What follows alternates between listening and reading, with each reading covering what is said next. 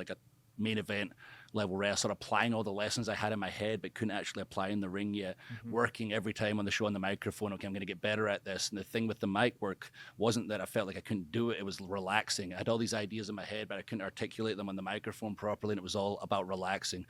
The presence, the character, the thing Undertaker would tell me nonstop that I make jokes about now, but he would just give me advice, was stop playing the wrestler and be the wrestler. I was like, I'm in wrestling gear, I'm in a wrestling ring. How am I not being a wrestler, Undertaker? Right. And then finally the light bulb went off. I get it now. I'm like, and you can just look in my eyes and see I'm not present.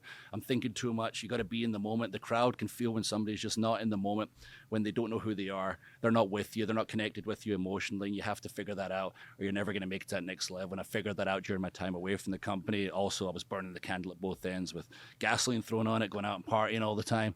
The wife helped me kind of grow up as a man. So I returned to the company.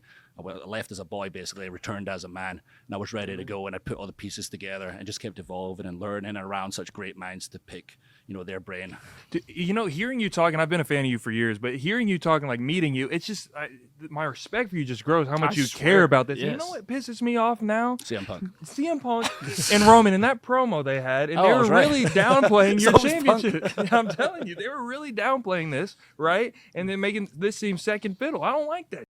No, I mean, I said what I said in SmackDown because it was real. I'm not a good guy. I'm not a bad guy. I say exactly how I feel, tell the truth, and people don't like the truth a lot. And then suddenly they're like, wow, Drew did a big rally and Braveheart speech. That's not a very bad guy thing to do. I was like, I'm not a bad guy. I say how I feel. And Monday I watched. I really don't think they dragged me that bad. If anything, each other lifted me up when the other one tried to drag me. Punk would talk trash. Roman would say, come on, Drew's 4 times bigger than you. And he had you crying over a plastic bracelet. Yeah. Roman would say, I beat you 3 years in a row. Punk would say, yeah, you and your family. So they never said anything bad about me. They would try, and then the other one would just tell the truth. Yeah. And that's all, again, I just tell the truth. I just need others to tell the truth, not spin their own narrative, but making the title, the brand feel lesser than.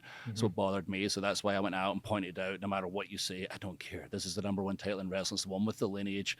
Every single legend that we know that made this industry the way it is today, as big as it is today, held this title, including those two. Both of them had historic reigns. So say what you want. You can't bring this title down. You can't make it second best because it'll always be #1. And as for the roster thing, the show thing, I just saw it as, yes, I'm going to tell the roster now, did you see that?